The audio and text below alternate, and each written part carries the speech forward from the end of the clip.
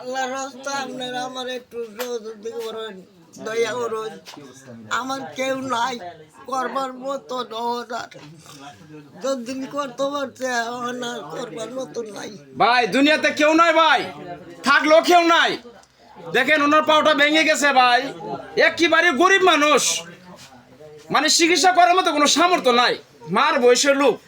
ভাই আপনাদের কাছে সহযোগিতা চাইতেছে ভাই, সবারই মা আছে দুনিয়াতে ভাই, নিজের মা মনে করে আল্লাহর হস্তে এই অসহায় মাকে দেখে যদি আপনাদের দয়া মায়া লাগে ভাই, আপনারা দয়া করে একটু সহযোগিতা করুন।